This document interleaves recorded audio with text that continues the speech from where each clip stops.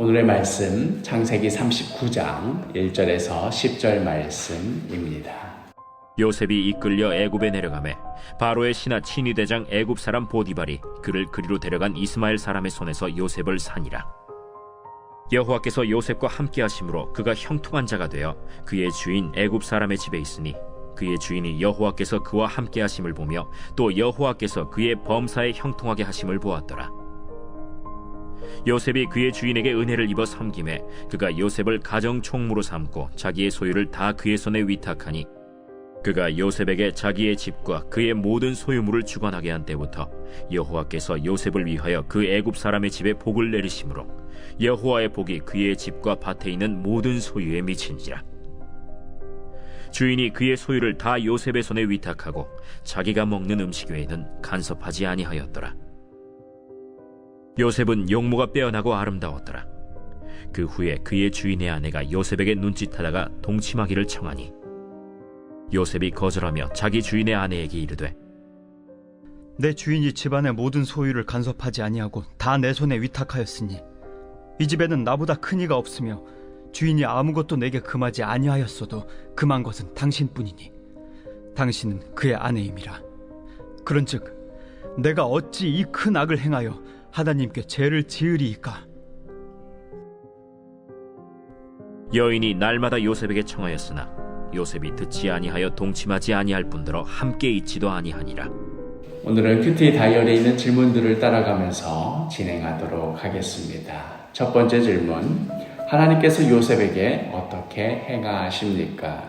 오늘 본문 2절과 5절, 여호와께서 요셉과 함께 하심으로 그가 형통한 자가 되어 그의 주인 애굽 사람의 집에 있으니, 또 5절에 그가 요셉에게 자기의 집과 그의 모든 소유물을 주관하게 한 때부터 여호와께서 요셉을 위하여 그 애굽 사람의 집에 복을 내리심으로 여호와의 복이 그의 집과 밭에 있는 모든 소유에 미친지라.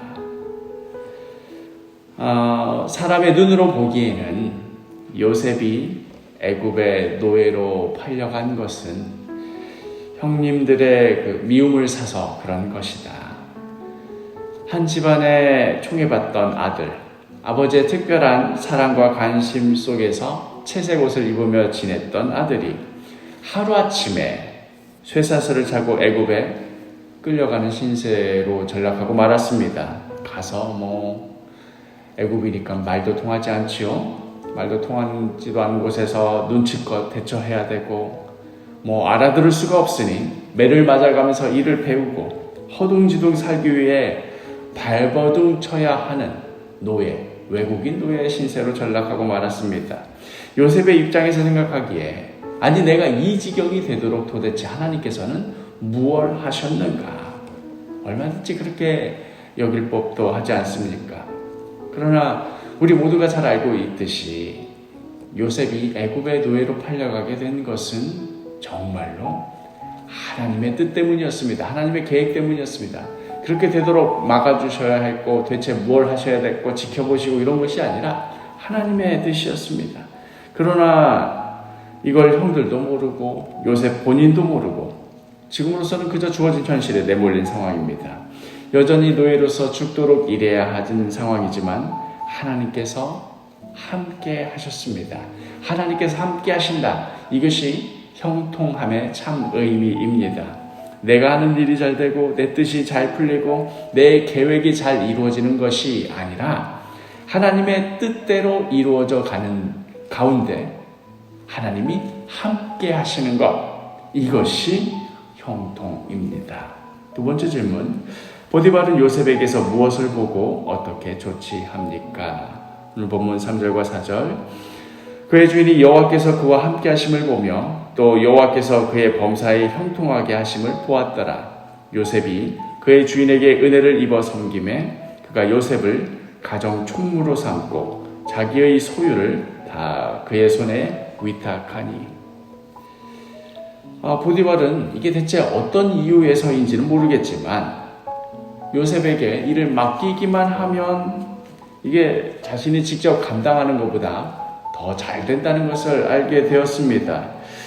하나님을 전혀 알지 못하는 자이지요, 보디발은. 그럼에도 불구하고 그러한 자가 오히려 하나님이 요셉과 함께 하시며 범사에 형통하게 하시는구나 하는 것이 그 보디발의 눈에 보일 지경이었습니다. 그리하여 요셉을 가정 총무로 세우고 그의 모든 소유를 요셉에게 위탁하게 됩니다. 세 번째 질문. 요셉은 동침을 요구하는 보디발의 아내에게 무엇이라고 말하고 계속되는 유혹에 어떻게 행동합니까? 8절에서 10절. 요셉이 거절하며 자기 주인의 아내에게 이르되 내 주인이 집안의 모든 소유를 간섭하지 아니하고 다 내 손에 위탁하였으니 이 집에는 나보다 큰 이가 없으며 주인이 아무것도 내게 금하지 아니하였어도 금한 것은 당신뿐이니 당신은 그의 아내임이라. 그런즉 내가 어찌 이 큰 악을 행하여 하나님께 죄를 지으리이까. 여인이 날마다 요셉에게 청하였으나 요셉이 듣지 아니하여 동침하지 아니할 뿐더러 함께 있지도 아니하니라. 그러던 중에 정말 뜻밖의 일이 생겼습니다. 보디발의 아내가 요셉을 유혹하는 일이지요. 이게 단순히 남녀 간의 어떤 육체의 문제, 유혹의 문제를 넘어서는 것이 보디발의 아내는 주인이고 요셉은 노예인 신분입니다. 주인이 시키면 노예는 그 어떤 일이라도 다 해야만 했습니다. 여기에는 성적인 유흥을 제공하는 일까지도 당연히 포함되어 있었습니다. 그러니 요셉의 입장에서 이 노예로서 참 거절하기 어려운 그런 상황이었습니다. 무엇보다도 그냥 단순히 거절한다, 받아들인다는 문제를 넘어서서 주인의 아내의 총애를 받는다, 노예로서 주인의 아내의 총애를 받는다 하는 것은 노예로서 많은 영역에서 특혜와 특권을 누릴 수 있게 되는 겁니다. 어떤 의미에서 일반적인 노예들 사이에서 생각하기에 나에게는 언제 저런 일이 벌어지는가? 나에게도 좀 저런 일이 주인의 아내가 나더러 좀 같이 동침하자고 말하는 이런 일이 벌어졌으면 하는 노예들 사이에서는 로또와도 같은 그런 상황이었지요. 그런데 요셉은 단칼에 거절합니다. 그 이유도 명확합니다. 내가 어찌 이 큰 악을 행하여 하나님께 죄를 지으리까? 단 한 가지 이유, 하나님.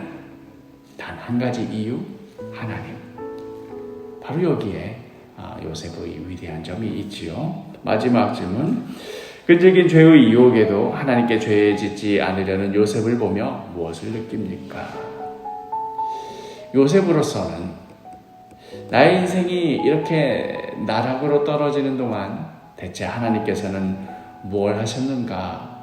그렇게 원망할 수도 있었던 상황이었고, 또 자신이 노예라는 이 불확실한 신분 때문에라도 마음속으로야 개인적으로 하나님을 얼마든지 경외하면서도 동시에 보디발의 아내의 총애라는 이 든든한 버팀목을 쥐고 있어야 나중에 이 노예 신분인 주제에 나중에 무슨 일이 생길지 어떻게 합니까? 이때 보험으로라도 다리 하나를 걸쳐 둘 만한 그런 충분한 상황이었습니다. 그럼에도 그는 그 어떤 상황 속에서도 코람데오 하나님 앞에서 올바로 서기를 추구하였습니다. 유혹을 뿌리치는 정도가 아니라 아예 함께 있으려고 하지조차 않을 정도로 철저하게 자기 자신을 유혹으로부터 지켜냈습니다. 참 모든 믿는 자들의 모범이자 사실 우리 힘과 능력으로는 다다를 수 없는 것이지요. 늘 성령님께 도우심을 구해야 될 그런 모습입니다. 사랑하는 사두개 식구 여러분, 오늘 하루도 코람데오 하나님 앞에서 서서 올바로 살아가시되 유혹이 찾아올 때에 하나님 앞에서 그 하나님 앞에 있다라는 그 의식 가운데 그 유혹을 과감히 뿌리치십시오. 그리하여 언제나 하나님과 함께하며 살아가는 형통한 하루가 되기를 간절히 축복합니다.